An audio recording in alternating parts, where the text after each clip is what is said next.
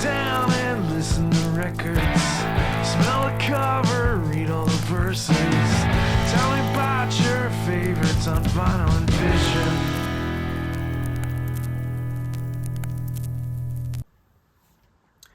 Hey folks, thanks for tuning in to the latest episode of Vinyl and Vision. Here we are with episode 124. Today's very special guest is Django Haskins. So Django is a very accomplished musician who currently lives in North Carolina. He is currently in a band called The Old Ceremony, which is a band that's been around for 20 years now. Very accomplished musician himself, as you know, Django, but also a very accomplished band, being The Old Ceremony. They've done a lot over the past 20 years, done a lot of touring, gigged with a number of very notable people, and have been just building up a reputation for themselves. The best way to describe The Old Ceremony is you have to listen to it. I mean, they cover everything. They are musical chameleons, okay? So they really do a lot, and they're on their new album Earthbound, which is coming out on October 17th on Robust Records. Just using that one album alone as an example, they really just span the gamut of genre. And I find that very interesting. And coming from a primary songwriter, that is also very interesting because, what makes that mind tick is kind of the question that I came up with or that I was kind of interested in. But Django is a longtime musician, been doing it since he was a very young person. Has released a number of records of his own under his own name, and then as well, 7 albums now with The Old Ceremony. He also has a side project with Gary Louris of the Jayhawks, which is called Au Pair, and that did not get mentioned in our conversation. As a matter of fact, I had very little time, so I kind of had to skip by a lot of things, a lot of touch points that I really kind of wanted to get to. But Django's got a very interesting career. So just to not keep this too long, best thing to do is to listen to the music. In addition to, Django's project, Au Pair, he also is part of the Big Star Review that was kind of, I believe it was started by Chris Easter of the DB, Chris Stamey of the DBs, and possibly Mitch Easter, well-known producer and musician himself. So he does that as well, and so because of that, being involved in that review, he's been able to perform with a number of very notable people whose names I'm not going to mention now here, though in our conversation he does mention a couple, I believe. So super crazy musical career, though much like the topic of our discussion today, Freedy Johnston, not a celebrated and well-known and well-recognized musician in their own right, or at least on a popular music basis, but respected, very well respected by their community and their peers, which as I think you'll hear Django say in this conversation, that's kind of what you hope to achieve when you are pursuing a career in music. So Freedy Johnston, the album of discussion, Freedy Johnston's This Perfect World, released in 1994, produced by Butch Vig. It's his major label debut on Elektra Records. Interesting record. I did not know it, so I had a lot of fun kind of getting into it, learning about it, listening to it, analyzing it, and so forth. And here is a small conversation discussing that with Django Haskins. Just remember, here at Vinyl and Vision, all that we ask is that you please do all the things you do with the internet: like, share, subscribe, rate, and review. Please, those are actually very completely free ways to help support our show and help boost our numbers and all that stuff that kind of keep us moving and grooving, doing the thing. If you care to help us out in a financial way, just visit our website, psychicstatic.net. Please make a purchase, anything at all from there. The links to my stores, my eBay store, as well as the store in the website. Everything there helps go towards funding this project, and we really appreciate it. Thank you very much, folks. Enjoy. So, Django Haskins, nice to meet you. Nice to meet you too. Oh yeah, so I've been digging into your catalog. Great. Okay, so I've actually I know that you're part of this band called The Old Ceremony, and you have a new Yeah. album coming out soon. Yep. Yep. What is the new album called again? Earthbound? It's called Earthbound. Yep. And who's Yep. releasing it?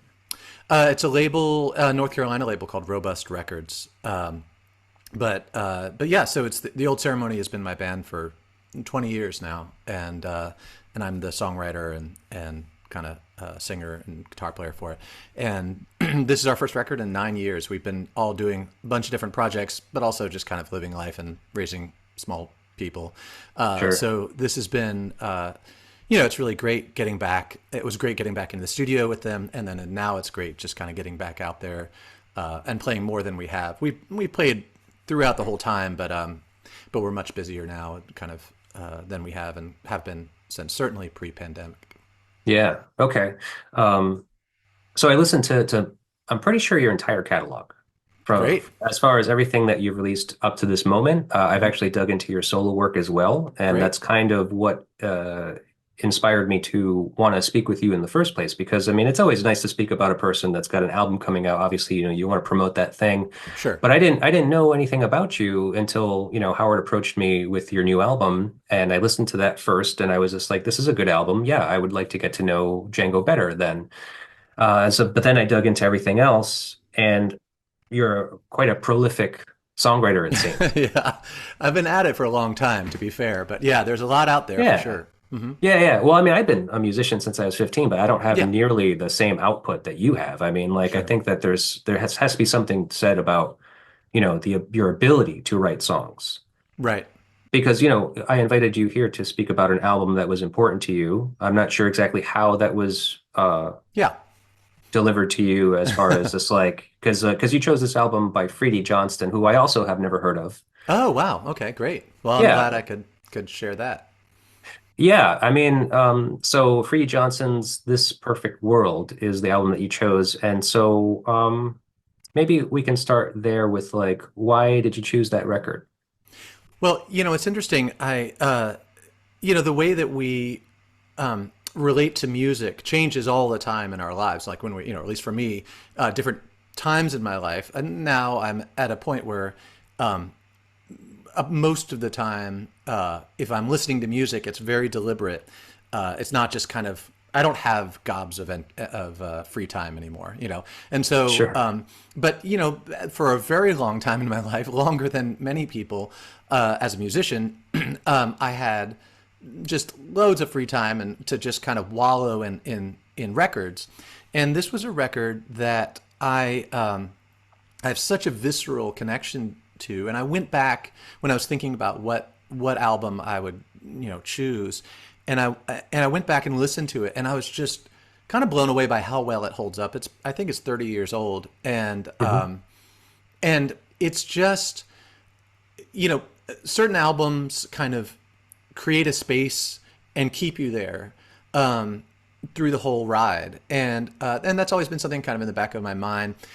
If you listen to my solo stuff, I've been really consciously trying to do that more with some of the recent solo records where I put out a record of just piano songs, and then I put out and they're kind of trying to keep a mood together on a record. There's a record called Shadow Lawn that's basically no guitar almost. It's just baritone guitar and banjo and synths and vocals, and that's the sound of that record. But with the Old Ceremony, because we have so many different kind of colors, because we have a vibraphone player, and there's Hmm. organs and keys and violins and guitars and any number of percussion things, and because I bring in songs that are kind of all over the map stylistically, it's a much more of a challenge for us to make records that do that kind of sit in one space and just keep you there the whole time. Sure.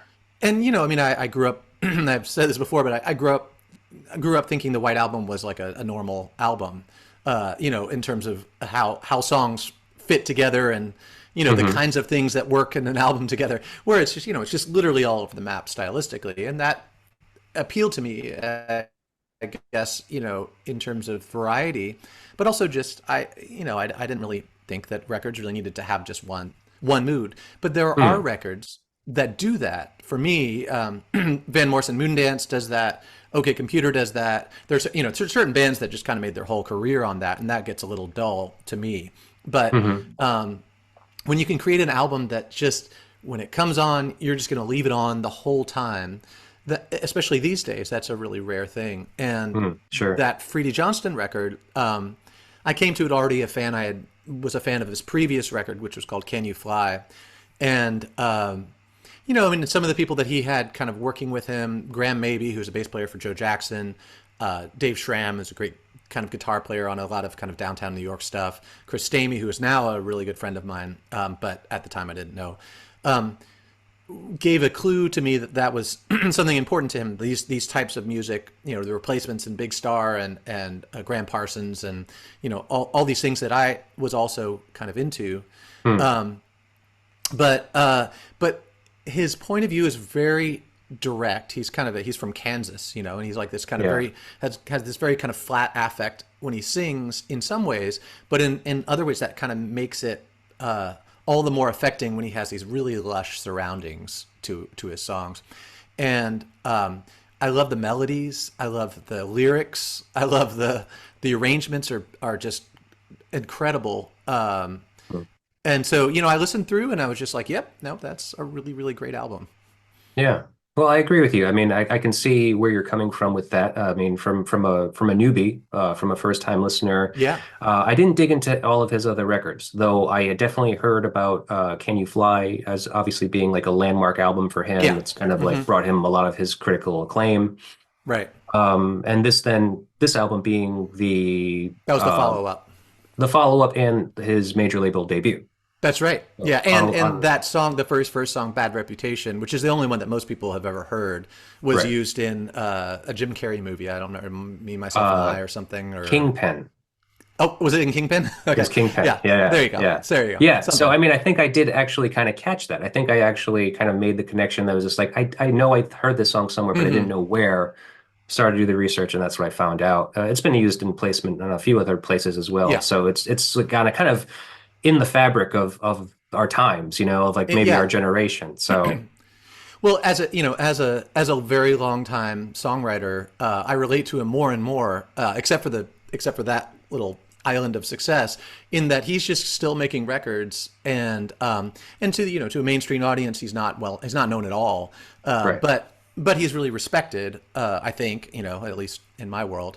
That's what I gathered. That's what I. And I love that. And I've met him, and he's a very nice guy. I actually interviewed him on my college radio station one time, and the thing I took away from it was he sang so quietly.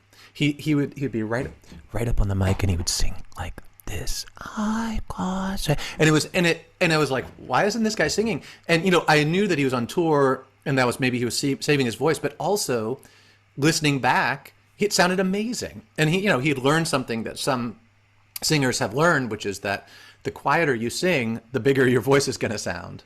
I learned that also. Ira Kaplan from Yo La Tengo, we do this Big Star kind of series of concerts for the last 12 years together, and he also sings incredibly quietly right up on the mic, and it gives a sound to his vocals. It's also maybe their comfort level. Like it's something, because I'm not a very good singer. I don't feel like I'm a good singer, but I feel like that exact thing where if you use a good microphone with like a good preamp or something, so it's like, it picks up very well, and then you sing quietly into it closely, you kind of hear yourself, like maybe you have better control, because if you're pushing yourself maybe too hard, too far, you kind of you don't feel like you can land those notes properly. Yeah, but the interesting thing is a lot of people do the exact opposite for the same reasons, essentially, because they are using more muscle, they feel they have more control. Jeff Tweedy, who's another person that I've kind of gotten to know over the years, he does the opposite. He sings way off the mic, like strangely far off the mic, and quite loud, even for quiet stuff, and that's his sound. He likes that sound because further from the mic, you get less bass. And he likes that kind of thinner mid-range sound. So it's interesting. Yeah. Yeah. It's your preference of your tool, your voice. Yeah. Yeah. Okay. Well, now, so you said something kind of interesting. You said how the White Album was a kind of a gateway for you to kind of understanding like what records could be like or should be like maybe. Hmm. So let's go back. Why, like, how did you get introduced to that and or why? Well, my name's Django. I was raised by hippie parents, and they had, they had Beatles records and all those things around the house, and I listened to it a lot. Yeah. Um, but when I say the White Album, I think it's it's a record that really kind of has a disregard for the idea that an album has to have a sound or two sounds, or three sounds. Partly because they were each working individually on their tracks and they didn't really care what the other guys were going to do, but also just that's just to them that was perfectly reasonable. Right. And the next thing I would hear would be, Joshua Tree, which is a brilliant album, but is one of those albums that just starts and continues until the end, and it's just one feeling essentially, and it's great, but Yeah. it's the opposite in that way. Right. And I think for me, the reason I do connect with both, which is, this Freedy Johnston is kind of this beautiful combination of both, because the songwriting is incredible, in my opinion, very specific, very moving. The melodies are great. The harmonies are really interesting. But it stays in one semi mood, like, kind of, it goes up and down, but it has this kind of coherence to it. Yeah. I think as a songwriter, I tend to hear records, or I tend to make records, I guess, thinking about individual songs first, and what Okay. that particular song requires or would work with. And then I step back, or the band, we step back and we say, oh, how is this going to work, together? Do we need to drop some of these? Or Hmm. Okay. so I think that's part of it, is just that I'm really like to tune into the individual song as a kind of a standalone piece of work, kind of a miniature art. Song, So right? You said yeah, the the song, song. yeah. Okay. Yeah. Because as an album, I mean, so like let's just use your new album as an example. I mean, so I was listening to that Let's. and that, I mean, that's what's the word for it? A cornucopia Yeah. of variety, right? Hmm. Because you have a number of different types of styles of music that are all represented on this one piece that is the album, not the song. Each That's song right. individual is its like own little piece. So, Right. and so, I mean, I don't know. I guess that's kind of come from all the way from like your childhood, from your youth of being Yeah. exposed to music. It's always you've wanted a variety always. It's never been like I wanted one thing. Yeah. Yeah, I think so. I mean, I think I didn't really relate to I didn't relate that much to any one kind of movement. Like I liked some, kind of punk rock stuff, and I liked some hard rock stuff, and I liked some jazz, and I liked some classical. But I didn't feel that I was one of those groups, that I really belonged to any one of. But the thing that I kind of across the board Hmm. responded to was songwriting or Yeah. songcraft, I guess. And Okay. so yeah, I mean, I think with the old ceremony, we've been together long enough. We've developed kind of different modes that we have as a band, and so I'll bring in a song, and it's pretty easy for the band to go, oh, it's this type of song that we do, or it's this Uh-huh. type of song.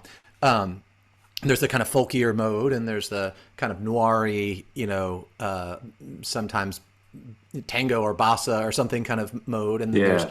rock, just like rootsy kind of rock stuff, Right. and somehow, I hope over the years we've developed enough of a sound that people who are familiar with our records are comfortable with all of them. They've been white albumed enough by us Yeah. that they can Yeah. handle it. And I think the Okay. vocals and the lyrics and the writing and the playing of each of the individuals across the records and the whole body of work is enough to tie it together so that it doesn't feel completely random. Yeah, yeah, I think so. I mean, I think that your fan base obviously must be of the same mindset where it's just like, hey, I'm okay with listening to all different types of things Right. because they know to expect that of you. Right. Right. You know, for you to make like an album that would be just like one style of music, basically, would probably be weird to one of It your would be fans. very strange. Yeah. Yeah, Yeah. they'd be like, when is it going to change? This is Yeah. getting boring. Yeah, exactly. Yeah. Right. Okay. All right. Well, so now back to your childhood. So where did you grow up? I grew up in Gainesville, Florida.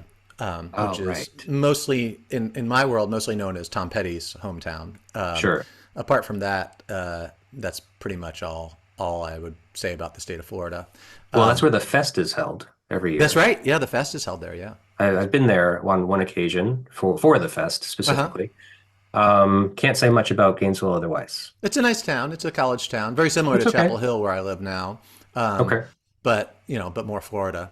Hmm. But I went down and played the fest one year, and it was a year that James Brown and well, James Brown was playing, and Bo Diddley showed up because he lived actually near Gainesville, and they did "I'm a Man" together, and I watched it from the side of the stage with them doing James Brown and Bo Diddley doing "I'm a Man" Wow. on one mic. It was really yeah, that was a real highlight. Yeah, yeah, it sounds like it. That's like legendary shit right there. Yeah, totally. So, growing up in Gainesville, Florida, you said your parents were hippies, and actually, they were folk singers, correct? They were, yeah. In the '60s, they did a kind of a Ian and Sylvia kind of duo thing called the Haskins, and they would travel around and kind of play in clubs and stuff. They were doing covers, but they kind of use that. I think for them, they both are very musical and love music, but I think it was as much a means of having that lifestyle of being able to travel around and having the kind of experiences that they got, as much as a drive in particular to play music. Yeah. So you as a child in the household, were they still kind of gigging at the time that you were Oh born? no, no, no! They They had stopped. stopped long before before I was born. But we Oh, would okay. play jazz. Honestly, around the house there was some kind of old rock and roll stuff, but also there was a lot of folk and a lot of jazz standards, Hmm. and those are two things that I definitely love. Yeah. Well, so then, I mean, I guess it seems like it's, no question that you would have gotten into music, but I mean, how do you feel like that happened? Like, what was your introduction to playing instruments? Well, when I was 5, I started learning classical violin and kind of soldiered through that for about 7 or 8 years. But You didn't like it? I liked it okay. It just wasn't, Okay. I was not, I don't think I was disciplined enough for one thing. But then I discovered guitar and that was it. And I was off at 13. I'm 50, so it's been a Hmm. while. And from then, since I was 13, I've had a band uh, ever since. Without, 13. yeah, since I was 13. Even I Cool. lived in China for a year, and I put together a group there. Like I've Really? always led a band Yeah. my whole life, essentially. It's a very it's just been a big part of my life. Right, right. Okay. Well, that's cool. How was that in China? Like, It was weird. obviously you learned the language, right? Yeah, I spoke Mandarin. But I was there for a year, and I actually met this Japanese guy, Sato Saichi, who was had like a Steve Vai Ibanez guitar with like the monkey grip, and he was a super nice guy. And I just taught him a bunch of songs that I was writing, and we would perform in like the local bar, and it was mostly like expats from all over the world. Hmm. So yeah, it was it's an experience. I mean, I think anything that kind of takes you out of your normal context and says, well, yeah, but how does this play in some other context musically, is helpful because if I were just playing for people exactly like me, I would get more and more specific in terms of the kind of music I play. But like because I don't know what's going to appeal to a bunch of people from you know parts of the world that I don't know really much at all about, and so I had Right. to kind of I would try different things, and that was I think a a pretty formative process for me as well. Hmm. Yeah, I can imagine. I don't have much experience playing internationally, but I can, yeah, any experience you develop, especially as a musician, is going to color your ability going forward, I'm sure. Yeah. Especially in the handicap of language barrier. Well, I that's a mean, big one. Yeah, if you're into yeah. lyrics, it's a tough one. Well, even so, I mean, you wrote some songs with using the Mandarin language, right? I did. I've written a couple. Yeah. So like as a American listener, and I come across a song of yours that's in Mandarin, I Hmm. don't understand what you're singing. But you also, it's a tool for you, whereas you can you know how to create the song regardless of like the language barrier. There's something that has to happen there, regardless of what you understand you're saying, you're singing, to how is it going to you know reach the listener. Right. Well, I mean, it's kind of just a lesson in that lyrics are great and important and can be a wonderful part of music, but music communicates a lot of other things. Right. So yeah. Or without even the understanding of the language. Right. Yeah. So we cover a song, this 50 or 60s Greek song called Efige by Stelios Kazandatis, who I hadn't heard of, but I heard the song on The Wire, of all things. And I thought, man, that is a cool song. It sounds a lot like our band. And I went into rehearsal the next week, and our drummer had heard it, and he had thought the same thing. And so we learned it. I learned it phonetically. I don't speak Greek. And, it did. It was just like really very much like what we do. And we sing it all the time. And I don't know, I mean, I know the general gist of the song, but I don't know what each line means. Right. But I've been doing it for, I don't know, 10 years or something. Yeah. And it's still really fun to play. So. Okay. Yeah. No, I mean, it happens a lot, I guess, now that I think about it, considering I was just speaking with a gentleman recently who is living in India and who actually has a lot of affinity for Indian music, even before he moved there, like for work related purposes. And I think he was introduced to it by Mr. Bungle, Oh, yeah. because Mike Patton Yeah. does a lot of Yeah. different singing in Italian, and I guess this was in Hindi. Uh-huh. So like he was doing some cover song of a song from a soundtrack. I don't remember Right. exactly the Like a story, Bollywood but thing. yeah, Yeah. yeah, and, and Yeah. and so those things reach people, and I mean, Yeah. I don't know, it's interesting. Yeah. I mean, it's just kind of like, how does music communicate? And and there's not one answer, obviously. Right. But, that's kind of part of the whole process, is kind of figuring that out. Yeah. All right. Well, I think we should probably move on a little bit here. I have quite a bit of stuff. I mean, I did a lot of research for this discussion Oh, tonight thank you. on Freedy and on you. Now, you said you met him. You had interviewed him in college. Yes, I did once. Yeah. Did you have And any professional interaction with him more I didn't. recently? No, I haven't. Okay. All right. But it's not like it's impossible. I mean, he's still No. touring and Yeah. obviously, Yeah. Actually, he just recently played a place, kind of a backyard concert series in LA that I've played in the last few yeah. years. Just so, yeah, we have in similar circles. Okay. Cool. Cool. Because based on interviews that I have read and listened to of his, he seems a little difficult. And I say that not like being judgmental of him, but that like almost like he's like neurotic. Does that seem Well, right? I don't know, to be perfectly honest, but Okay. I mean, that wouldn't surprise me of really, any songwriter.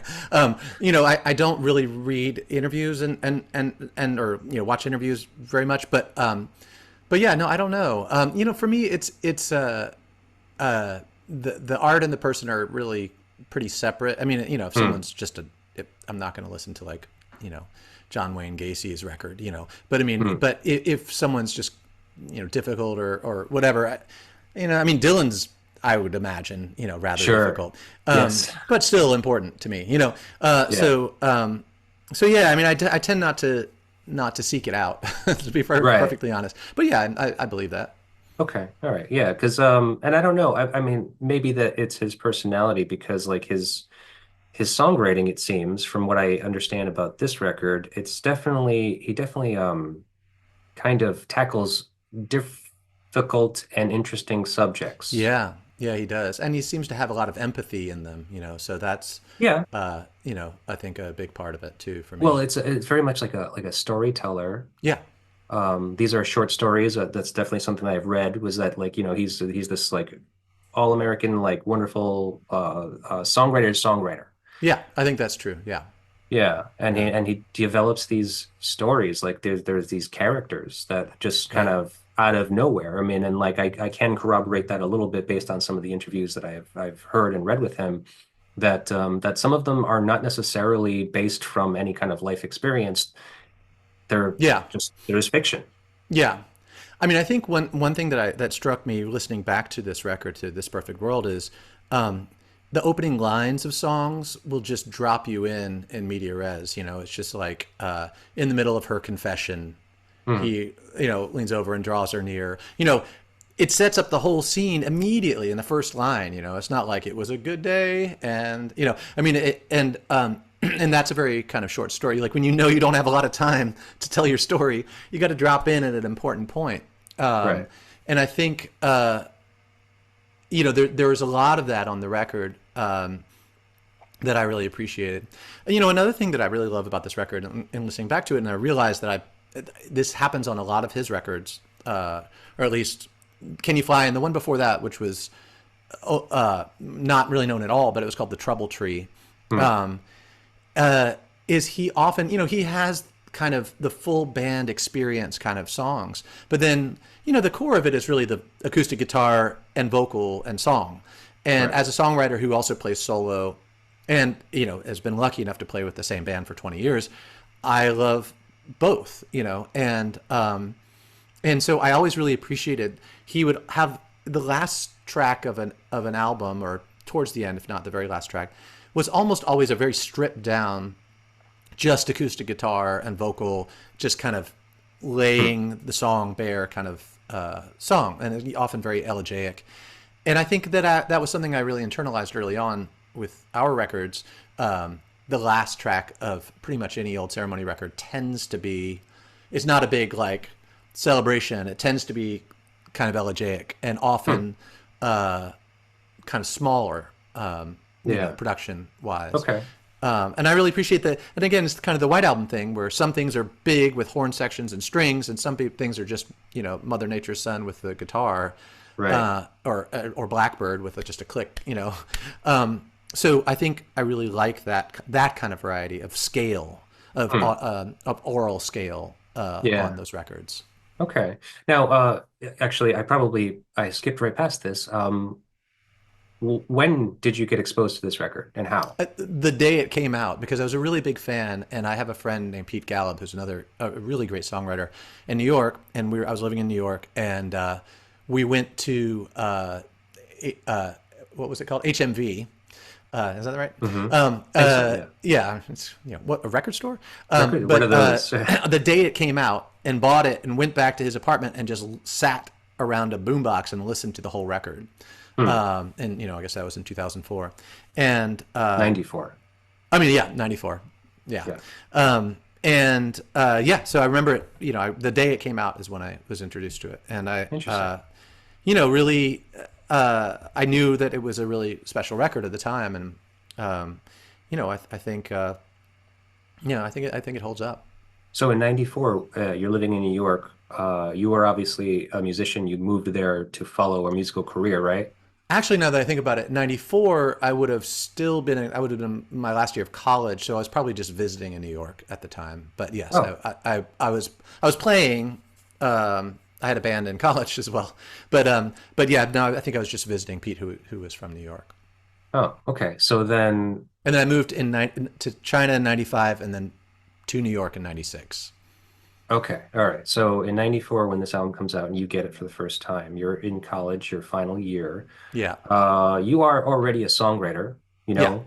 Yeah. So you're already kind of, what else are you like listening to at that time in your life? I was getting into Elvis Costello a lot, Oh, and okay. Nick Drake and the Replacements and Big Star, Huh. things that are really big for me, and Tom Waits. Um, those were ones I was just starting to get into, and Randy Newman. Huh. All of these are still on my kind of Mount Rushmore. Of Um, course, they're yeah, they're essential. yeah, Now that's funny because I mean, you seem to share a lot with Freedy. yeah. I think that's true. Yeah, Yeah, no. because I mean, background wise, of his own inspirations to be a songwriter, like those are them, really. Yeah, I think Same. he's also maybe a little bit more into the like the real prairie stuff, like the Towns Van Zandt and that kind of thing, which to be perfectly honest, I'm not a huge fan of. But yes, I think we share a lot of similar proclivities. Yeah. Okay. Um, Let me jump back to your songwriting because as I was saying before, you're prolific, obviously. I think that you do a lot of writing, and I can only imagine that it comes easy to you. Are there any pointers that you could give to an aspiring songwriters out there? Well, it's funny. So, I have been writing songs for a very long time, and for a long time when I was, living in New York and trying to make a living there doing it, I would write every day after whatever my, you know, uh, nameless day job would have been, Uh-huh. and then when I was once there's a period of time here when I was living. I've been in North Carolina for 22 years. I moved here in 2002, um, and there was a period of time when I was writing a lot, and then there was a big long stretch of time where I really just wasn't writing much then, and and then the pandemic happened, Hmm. and I joined a group of friends who were all kind of ex New York songwriters who many of us knew each other before. And we had a songwriting meeting on Monday nights on Zoom. And we had it every week I mean, it's still going. I unfortunately haven't been there for a year or so, but I was going every week. I went to 120 of these meetings, Hmm. and every week everyone would bring a song, a new song, Right. and we play it, get feedback, move on. And so I wrote 115 new songs over a period of about a year and a half or 2 years, which was just insane to me, because I had written maybe 30 in the previous 3 years, or 20 or something. So what I learned from that experience of coming back, kind of later on in my middle years to writing as a really steady practice is that if you show up and you do it consistently and you give yourself the space to do it, you can do it. And the other thing is, if you're writing a song a week, you can write some terrible songs. It's great. No, it doesn't matter. You can write Yeah. a song made up entirely of farts. But like the point is, you wrote a song. That's all that Yeah. matters, because when you do these songs, they kind of compost in your subconscious. And if you didn't like one, a piece of it might come back once it decomposes and recompose in another song. So you're Hmm. creating a richer soil for what you're writing the more you Oh, write, no matter yeah. what you write. Right. And if you write enough songs, also, it'll push you to take different approaches in every way, musically, lyrically, in terms of if you're playing it on guitar, voicings and tunings and everything, because you got to try a little bit of everything. Hmm. And so that was really, really great for me. I got to a point where I was so drowning in new songs that I started worrying that I was never going to get them out at all. And I've put out, I've put out one solo record that's called Lost World, which is some of the piano stuff, Hmm. which had that was all from those songs. And then this Earthbound is all from that period as well. Hmm. But I mean, I've got like 10 more records to make from these songs. So I actually stopped writing every week. And Yeah. instead, with my tiny little slice of my own time to do things, I've been learning tenor sax. And so every morning for the last 2 years, I've been practicing tenor saxophone. And it's that now that's my practice right at the moment. And I love it Wow. more than someone should love learning an instrument, because I just love it so, so, so, so much. Yeah. Interesting. But and then but in the back of my mind, I'm thinking, gosh, I really need to get back into the regular writing and making that space, because I Right. know that that's what it takes. Okay. I love that mindset, and I actually really love your analogy too about kind of like gardening, kind of Yeah. like having it kind of regrow into something different. Um, but I mean, so do you think is there a best way, do you think, or a best method to approach writing Nope. aside from just kind of like making I think it's yourself just do it doing every it, day? Yeah. literally just doing it, and not saying, "Oh, this better be good," or "No, this is dumb." I mean, you really don't. Okay. You shouldn't do that. Okay. Later on, you can do that once you've written Right. it. Sure. But Sure. the thing that stops people from finishing songs or from writing songs beyond just the initial thought of writing is that critic, the kind of conscious mind that's saying, "Well, people will think I'm this or that or an idiot or whatever." And I think that's anything you can do to bypass that kind of conscious critical thinking early on in the process is helpful. Okay. Um, another kind of follow up to that is, do you think there is a more of a natural ability, or is there a practice that helps keep up momentum? I think it's both. I mean, if you're not doing the practice, it doesn't. You can be a brilliant songwriter, but you're not going to write a lot of songs. So, I mean, I think it's both. But I think really what it is, more than maybe more than both of those, is an openness to kind of sensory input, whether it's ideas for songs or musical ideas or sounds or anything like that in regular life and just kind of daily life, becoming someone who kind of takes things in and maybe stores them again for later use, I think is really helpful. And when I hear a songwriter who is clearly curious and open beyond what you might think is their primary kind of genre, I can tell, it's just richer. When you can tell someone's a fan of a lot of kinds of music, than if someone just does, one thing and that's what they listen to and that's what they play. Yeah. So I think Now, being a student helps, being a student of music, of okay. songwriting. Yeah. Now, bringing it back to comparing you to Freedy, I mean, like the one of the things that I had, I don't remember if it was read or listened to or whatever, but he had actually mentioned how he has a hard time writing songs. Like Huh. sometimes he has taken years to finish a song. Mm. Hmm. So I think that that's interesting. And so getting a little perspective from you, I'm hoping this will reach him and hopefully Hopefully, yeah. motivate him to or give him some pointers on what to do or maybe where he should focus some of his energy. Well, everyone has their different process, and I mean, he's very likely a perfectionist, and I'm Hmm. not. Oh, really? I kind of, yeah, I'm really not. I mean, I want what I do to be good, and I do my best, but Right. it's probably one of my failings is that I'm not a perfectionist, but it also allows me to have a little bit more freedom in terms of kind of trying and creating different stuff. And a So faster turnaround, I guess. yeah, yeah. I mean, for what? Who knows? But it's just that's just how my brain works. So that's how I do it. I think Yeah. my friend who introduced me to Freedy's music and who I mentioned earlier, Pete Caleb, he takes years to write a song, and they're all great, but Hmm. it takes a very long time. So I don't think one is better than the other. I think there are challenges of each. You can drown in your own production, your own songs, piles of songs, if you write a song a week and you've been doing it for years, Uh-huh. or you can wait for 10 years to put out a record if it takes a really long time. So, Yeah. Okay. Well, well, you're really good at what you do. well, thank Like you. like I said, I've listened to I'm pretty sure everything that you've put out Wow, so far. that's impressive. You, I've you're the had one then. I've had some time. Oh yeah, did you see the uptick in your Yeah, yeah. I saw one person was listening. Yep, that was me. But I mean some of your songs like they really know how to hit. Like I think there was a song that you had called Murmur. Uh-huh. Um and I remember listening to that and thinking, what an amazing metaphor. No, thanks. Like the way that you describe like what you describe in it lyrically, I was just like thinking, I was like, I hope that this isn't coming from a truly honest and personal place where it's like you're coming from a point of pain.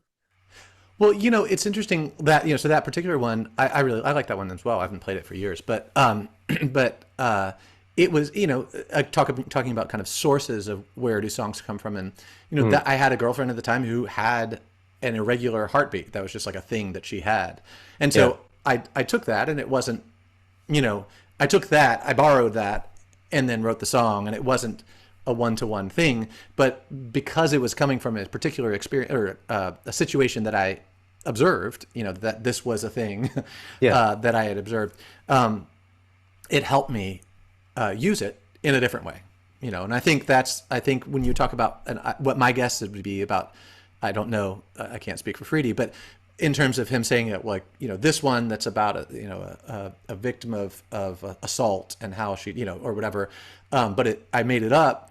I think I believe that, but I think that there's always it's always a when you're making something up, you're still drawing on real life. If you're Right. writing a song or anything, a book or and so sometimes the most affecting ones to me are the ones that are clearly made up, but emotionally they're real. Hmm. And the fact that it's that has that kind of hybrid nature, where it's fictional, but boy does it feel personal. I think, I think there's something about that that I find really appealing.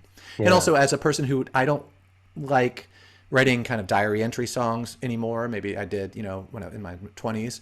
And so it allows me to access an emotional world without it just being, this is what happened to me yesterday. And Right. I think Yeah. that is important for longevity as a writer, is you don't have to create chaos in your life anymore to have things to write about. You can make up the chaos. Yeah. Yeah. I mean, there's plenty of chaos out there if you just tap Yeah. into it. Right. Right. Right. Right. Okay. Let me see. I have a quote from Freedy from a article from the Los Angeles Times in 1994. He says, quote, "I'm not a morbid, totally depressed person," says Johnston, 33 at the time.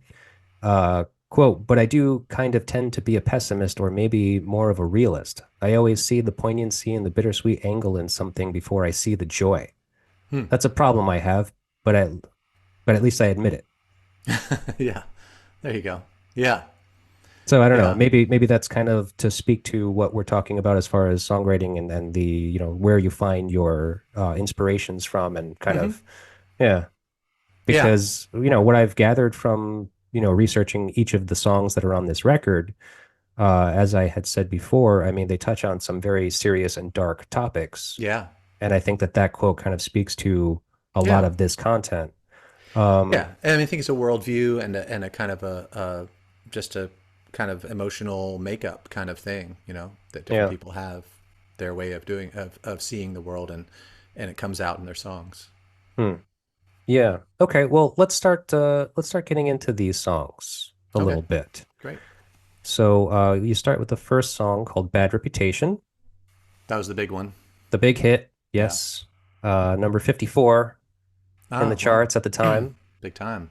Yeah, yeah. I mean, it had Yeah. obviously Pretty good. placements in places like it, yeah, definitely served him well. Mm-hmm. Um, One thing I find interesting, I'm not about this song specifically, but about the history, like Freedy's history, and kind of maybe at this moment in time. This is his major label debut record, and this was produced by Butch Vig. Mm-hmm. And one thing I came across in the research that he had mentioned was how he felt like he had imposter syndrome Hmm. because a lot of this acclaim came so quickly. With the I record see. before this one, Can You Fly, getting a lot of critical acclaim, he was a fairly new songwriter. Like, Mm. Huh. the old ceremony has been around for 20 years now, so Yeah. obviously you are very much a veteran of Yeah. the music industry. Yeah. But him at the time in 94, releasing this third album, I mean, like he said at that times he was playing with these people on tour and he didn't even know how to tune his guitar properly. Right. Right. So like Yeah. there's just a lot of Interesting. this inexperience going on in his world at the time, like dealing with this like massive kind of promotional music machine thing. Mm-hmm. I mean, it reminds me of the thing about the Beatles where they met Elvis and they came away feeling really bad for him because they were just like, he's one of the only people on earth who could understand what we go through, but he's Mhm. alone and we have Right. each other. Right. And I think the thing about Eddie Vedder and Kurt Cobain is they had a band Yeah. to do it with, whereas Freddie, I think he had a group, but it was because it was him, it was his name. Yeah. It was He probably felt pretty isolated, I would imagine. I can't speak for him, but Right. that's what I would Right. imagine. And so yeah, I mean, I feel really lucky having a band that I've known for 20 years. Not that Mm. we're bracing for stardom, but just the vicissitudes of just like the drags of playing and driving and promoting and things, just having other people who are at least in it with you, I think Right. makes a big difference. Yeah, they can shelter some of the weight or the burden maybe. Yeah, or at least they can relate. At least Hmm. they're involved. Yeah. Okay, well, so now the song Bad Reputation, a line in the lyrics that hit a nerve with me was where he sings, "Suddenly I'm on the street, 7 years disappear below my feet, been breaking down." Yeah. Um, Have you had a moment where you noticed 7 years disappeared under your feet? No, not really. But I do love the way that kicks into the chorus and it comes from a minor to a major key, and it's just such a lift. Like that chorus is just like you just start sailing into the sky on that chorus, and that's something that I really love. There's also kind of a pedal point at the top as he plays that kind of continues, that creates that kind of that feeling. It was actually a thing that happened a lot in the in that period, 90s and aughts, I think, on with guitar arrangements. But it kind of creates this elongation of sound as he moved through chords that I really love. So it had those two aspects, the lift of the chorus and then this kind of jangly drone essentially on top that I thought was really cool. Okay. Yeah, that's an interesting perspective. I didn't pick up on that stuff. I mean, like I think I know what you mean when you say it, when you describe it, but it's Yeah. something, it's not something that's stuck out in my mind as like evident, you know? Here, see if we can hear it. I've got a guitar here. It's an Sure. electric, but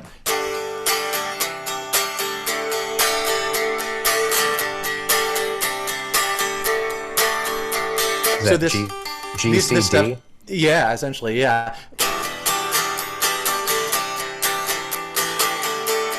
I mean, it's all normal chords, it's all the usual chords, but it's this. Suddenly I'm on the street.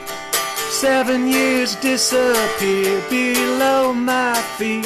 Been breaking down. Do you want me now? Do you want me now? Suddenly I'm down in Herald Square. It has this kind of ringing to it that really makes it. There's just a feeling that I get when that kicks in. Yeah, yeah. I mean, the progression too, is just like how it kind of like grows from there. So it was, what was it? G, C, D is the kind of primary progression from the verse into the chorus, which you went to an E. Well, the chorus is E minor. I know I got a bad reputation. And then G, Yeah.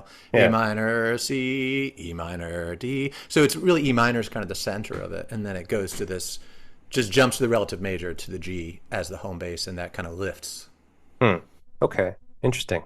See, so I mean, you have a very much more of a profound sense of like kind of structure than I do. I think about it a lot. I mean, not this song, but I think about song structure like all the time. So, Right. yeah. I mean, like when you're writing, I mean, do you like where do you start with when you're writing a song? It depends, but most of the time, as I mentioned before, I'm trying to trick my conscious brain into not being involved as long as possible. So I'll try to kind of get into some sort of semi-fugue state where I'm on guitar or piano or whatever it is, trying not to think, often just moving fingers and hands. Yeah. And until I find something that I kind of like, and then I'll try to hold on to it and see. So But often so it does start that way. so you Fishing. jam alone. You don't necessarily like Jam just alone. yeah, Don't album bada. nobody Yeah. else. Don't album bada. Yeah. I just sit around kind of playing in circles until I find something to grab onto. And in piano, it's the same thing, except for I know less on piano, so it's easier to get lost. Yeah, but so you don't like grasp an idea that comes to mind like as you're out doing something, and then have to kind of like like beatbox the idea into a recorder I do or that sometimes, Yeah. but more likely I would have an idea of what I wanted to write about beforehand, and then I would figure out. I'd still have to start at the beginning with the music. I don't usually come up with the music, away from instruments. But yeah, I mean, it can happen any way at Yeah, all, yeah. But Sure. but that's, I think, my standard kind of way of trying to do it. Yeah, I think that because with the amount of musicians I've been speaking to lately, I think that was something that I've heard a lot lately, where a lot of the people that I speak with say like, well, I just like heard this thing in my brain, and then I had to go try to figure out what it was like on an instrument. Yeah, well, that's great when that happens. It Well, I does mean, if you can occasionally. find Yeah. it. Well, sure, yeah. I guess But there's maybe that. you find something that's similar, like, it's not exactly what you heard in your mind, but now you're like, well, this kind of works too. That's fine. Yeah, yeah. I think openness is key, and flexibility as before it's kind of hardened, when it's still soft, in the mold. Okay. All right, well let's move on to the next song. All right. Evie's Tears. Oh yeah. Yeah, As apparently they in the middle of her confession. Right. Yeah. yeah, yeah. Evie's Tears apparently refers to sexual abuse, evidently That's by a priest. yeah. Yeah. Yeah, really upsetting song, and the music is perfect for it, the way it unfolds, the melody. Yeah. Um what's interesting also, just to kind of jump ahead, is Evie's Garden re- appears towards the end of the record, which is one of the things I think that makes this record feel unusually coherent. Hmm. And on it, it's a different song, but it uses some of the same melody, but Oh, it's a different song. yeah. Okay. And I love that idea, that you can just kind of take this element and write a different song with it and put them both on the record and let them relate to each other. Yeah. I mean, it's kind of like a reprise. Yeah, kind of, yeah, but a very different song. I mean, but the chords and everything. I mean, I haven't sat down and figured them out, but but they seem to be pretty different. Yeah, yeah. I mean, like, I don't know. I mean, I think it happens on a couple of occasions. I can't think of a good example right now, but there is definitely where there is a connection kind of thematically Hmm. between songs that are on a record. And this Yeah, seems to be one of those situations where it's like I say it's a reprise only because of the connection, really. right, It's not like a different take on the same chord structure or progression or right, whatever. Yeah. right. It's weird. Yeah, and it's interesting in this kind of context too, because it's not a Yes record where it's just they're coming in, they're going to recreate Lord of the Rings as a theme album or something. It's a collection of songs by a songwriter. Hmm. So to do that, I found is was really effective, and I don't hear it a lot Yeah. in those kinds of records. I Right. think Wilco kind of at their best does that sometimes a little bit. Hmm.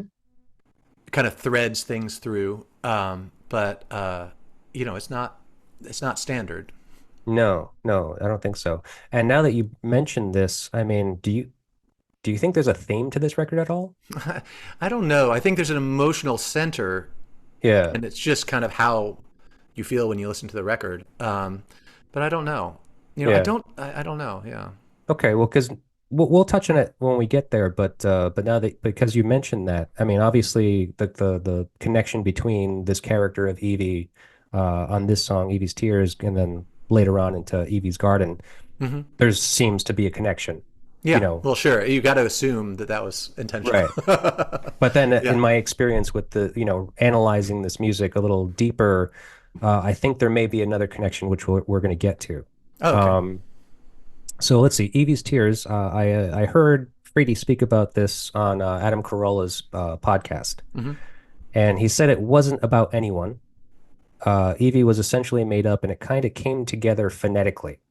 Like he was I just love kind of that. like, Yeah. yeah, no, trying to create the melody, or he had the melody and trying to figure out the words, just kind of like singing Da da along. da da da da da da da. Exactly. Yeah. Yeah. Totally. Yeah. Yeah. And Evie just kind of fit. Yeah. Da da Um, da. Right. so I mean, Makes what sense. is your experience with lyrics just arriving?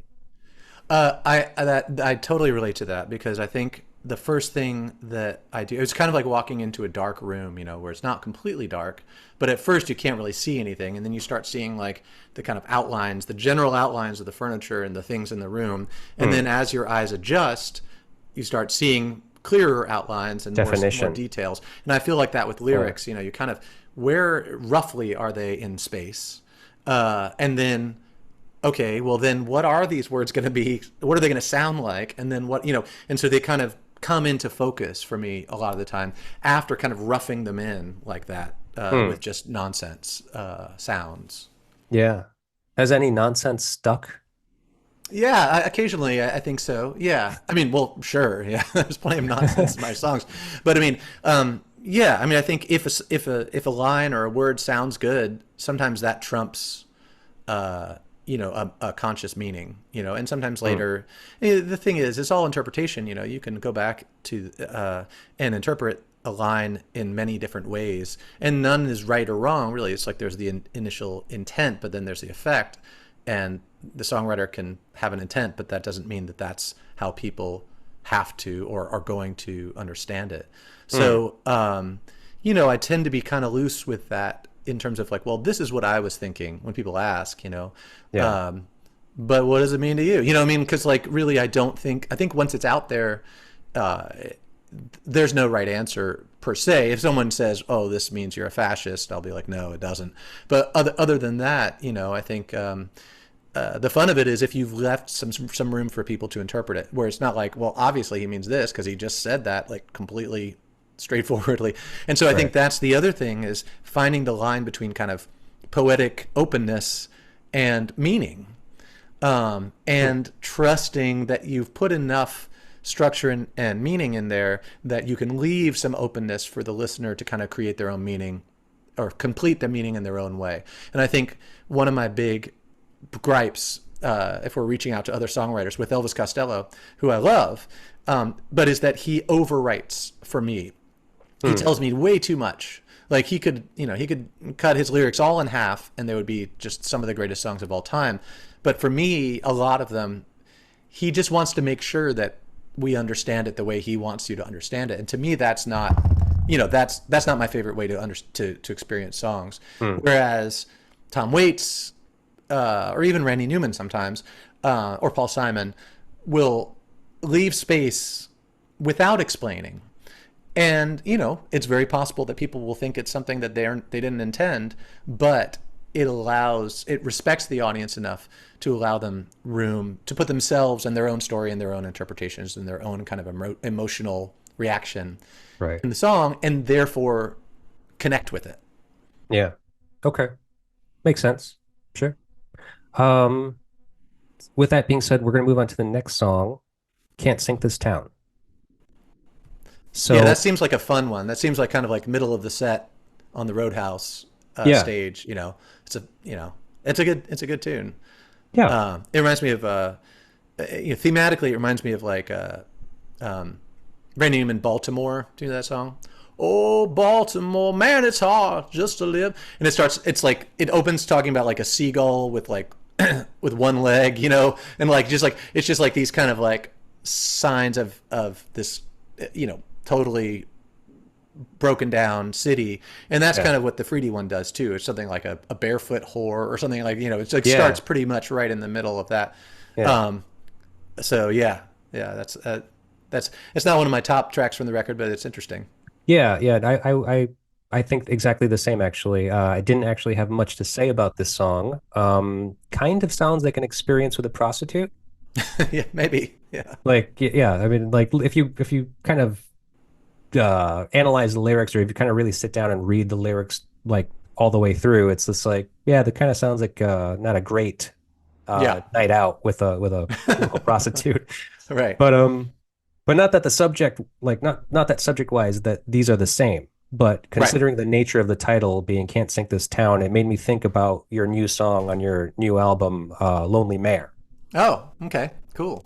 Can you tell me like where that song came from? Yeah, I read a piece that a lot of people saw in the New York Times magazine about Ed Koch and about how he had been closeted for his entire career, and he kind of felt that he just couldn't come out for political reasons.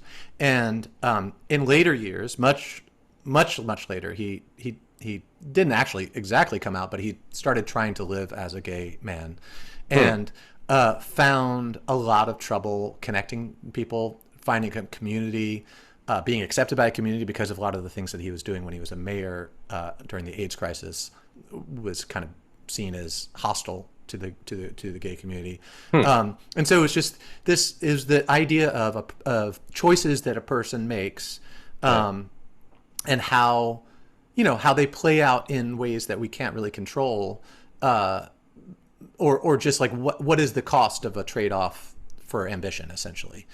So the chorus of it is, he's in, he's out of power now, or he's ready to begin. He chose his fate, he's much too late, the city shrugs again. And so it's just, the idea that he's always running. He's running for office, but he's running from his true self in a lot of ways, and his real identity. I find really compelling. Okay. Yeah. I mean, and like, and as I'm not familiar with politics at all. I mean, the name sounds familiar, and like obviously, like I feel like I know a little bit about that story. I've heard about it, but I have not delved into it at all.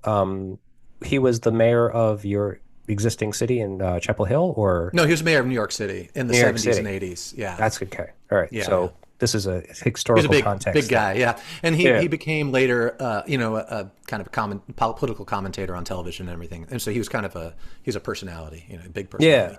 Okay. Because I mean, I had no idea. So I Uh-huh. didn't know to put into the context of where you're living currently or Right. not. Because Chapel Hill, I mean, Chapel Hill's a great city. I've actually been there a Sure. lot. Oh, cool. Yeah, I've actually been. North Carolina in general has been one of those states for a band I used to be in that we practically lived there. Like Oh, we were at cool. Chapel Hill all the time. What was the band? Barn burning? Okay. Where Yeah. are you guys? Where are you based out of? Providence, Rhode Island. Oh, Providence. Okay, cool. I'm not in the band anymore. Okay, gotcha. Though. Yeah. But at the time, specifically in the early 2000s, is when we were kind of doing most of our touring. Right. So yeah, we did spent a Us lot of too. time. Yeah. Yeah, yeah. Cool. You 2002, you said you started, right? So 2004 with the band with Old Ceremony. oh, okay. But you moved to North Carolina in And two, yeah, 2002. no, two. Yeah. Okay. Yeah, that's so. Yeah, I was around there somewhere at some Cool. time. Very You cool. know, getting to know the music scene. Yeah. We actually because you used to be on Yip Rock, right? Yeah. All right, we put out our last two records on Yep Rock. Okay. Because I remember we actually did a show with $2 Pistols. Oh yeah, John Howie is a good buddy. Oh yeah, yeah. John, Yeah. that's his name. Because I Uh-huh. remember he used to be the bartender at that bar we The played, Cave. the Cave. Yeah, Yes. sure. That's the first place I played in Chapel Hill. Oh, Everybody. cool. Yeah. Yeah. Everybody plays there first. Everybody plays there at some point. Yeah. Okay. Yeah, it's a great spot. Great. Hmm. I got to get down there again at some point Yeah. Come on soon. down, man. Drop me a line. Sure, sure. I love it. I love it down there. So let's see. We're gonna move on to This Perfect World, the title track. Oh yeah. So, brief description. The title track concerns a dying old man returning to apologize to his estranged daughter for unspecified past misdeeds. Yeah. So right. More trauma. Yeah, yeah, lots of it too. Yeah. So this song has a whole lot of baggage to unpack. It Okay. does. Yeah. So, because I mean, like, I got into a lot of, like, I read a lot of things about this song. And so, that brief description is kind of only one part of it. It seems Hmm. like, and I followed along with the lyrics, and I was just like, okay, yeah, I do see it. At some point, the mother of this child that he is singing to or speaking to in the Right. song commits suicide. Oh wow. Yeah. Huh. Yeah. So, lots. Yeah, and I still deserve to say goodbye no matter what I've done. Yeah, right. That's him saying That's that to the daughter. Right. right, Right. that he abandoned, that he Right. like walked away from. Right. Right. Right. So, I mean, I guess the main thing here, or at least the thing that I kind of wanted to touch on, was that line in the chorus. But I still deserve to say goodbye no matter what I've done. Right. Thinking about today's standards and cancel culture, maybe is this true? Does somebody deserve that who's been so like devious in his life? Well, to come back to one of my patron saints, Randy Newman, the Hmm. thing is, writing in the voice of somebody, Right. it's not, you can't interpret it that way. Oh no, I'm I not mean, saying this you, about Freedy. I'm saying this about the character. right. But what I'm saying is the only way to write in the voice of an unsavory person is to find empathy for their point of view, and so it's not whether anyone else thinks he deserves it. It's whether he thinks he deserves it, which he does. And I think that's what makes things work. If you write about a character that you don't have any kind of empathy for, it's just kind of pointing your finger at him. And that's something that I learned a lot. I would suspect that Freedy is also, and we'll have to ask him when he listens to this, is a Randy Newman fan as well. And because talk about a songwriter. I mean, there's Oh yeah, almost no one better. I love Randy Newman. I really Yeah, do. I do too. And and in fact, there's that Randy Newman song "Old Man," Oh yes. where a son is coming back to his dying father's, and so it's from the point of view of the son, and he's just like, "Hey, you told me not to cry, old man, so see you later." Like it's like this heart wrenching song. Oh, yeah. But it's kind of similar, but from a different point of view. Right. Right. a difficult relationship with a parent, with a dying parent. So Yeah. I wanted to get into Cold again, but from my perspective, what I see this as is it sounds to me like a very much a New York song, basically. Cold So again. Yeah, totally. a He was lot living in of New York, I right, a think. lot of references, a lot of landmarks that are mentioned, and Yeah. so I was going to ask you about your time in New York City. I think, well, that, and also even back to Bad Reputation, suddenly I'm in Herald Square, another New York reference. And I think there is that feeling of, Freedy was there maybe 4 years before me, but still feeling like that soundtrack was kind of part of my soundtrack as I moved to New York and kind of moved into that scene. And, Yeah. uh, you know, and so I think, it's hard if you live in New York. It's very hard not to write about New York. It's just it's such a self mythologizing place, Yeah. both on an individual level and as a city, that it's kind of irresistible to write about. Right. Yeah, I can see that. I mean, I definitely have had a lot of inspiration from that city. So let's move down this list a little further. Let's go to Across the Avenue. Ooh, yeah, So let's see. The now, though this album was produced by Butch Vig in 1994, right, being prime grunge time, right, this album lacks really heavy rockers. yeah, But like this one, I feel like it's the closest to that, primarily because the intro kind of has this like snarling kind of introduction to it. yeah. Like there's a few moments over the album, but not really much of it. But you lean into some heavy ones yourself. Like Occasionally, yeah, on the new album in particular. I mean, you have yeah, the Ripper about Valerie Solanas. yeah, exactly, yeah. The Ripper, I love that. Yeah, that's exactly what it is. I Yeah, mean, it's the Ripper of the album, I yeah, think. it rips. Yeah, Yeah, totally. yeah. I mean, so is you have no problem with like, obviously digging out these occasional like really barn burners is what they call them, I think, right? Yeah, exactly. TM. The blast of aggression. Yeah, I'm totally comfortable with that every once in a while. Yeah, yeah. Well, so how does your band feel about that? Because like, obviously you guys cover a lot of different styles, you cover a lot of ground. Well, that's the one thing about the band is they're really versatile, and it's not hard to find players who can play rock and roll, but it's hard to find players who can play rock and roll and play kind of jazz stuff, Hmm. and everything else. And they're all really great musicians, who have a lot of different interests. The Gabe, who is the violin and second guitar player, he Yeah. has a gypsy jazz group that he runs, and Mark, the vibraphone and organ player, plays in a billion different things, and so everyone kind of has.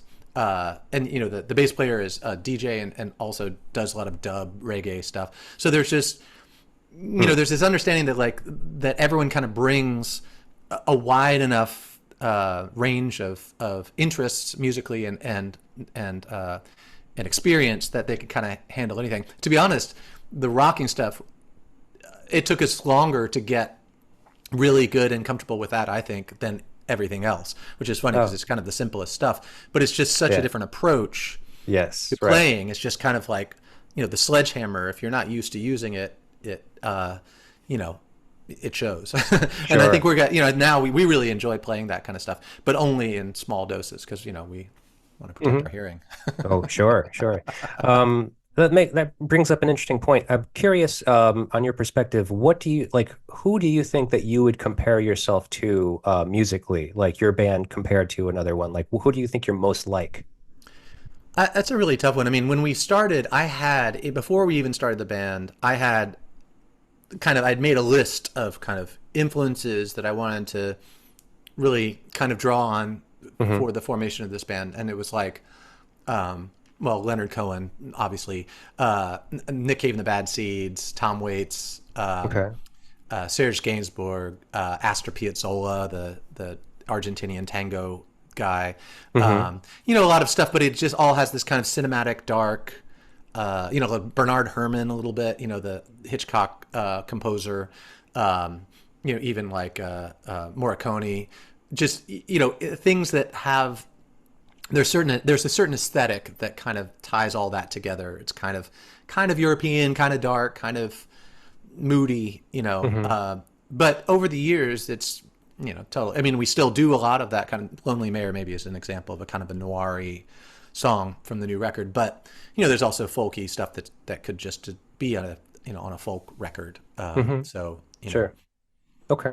But so no band you can think of that you think is just like, this is probably maybe the best kind of like image of us or mirror image, like. It's tough, man. I don't No. really. I mean, I think, Wilco in its current incarnation, because it's so song focused, but it's such a band Yeah. where everyone plays and everyone's great, is a little bit like that. Okay. But without some of those influences. So it's not, a one-to-one, but I would say that's, a Yeah. real general close one.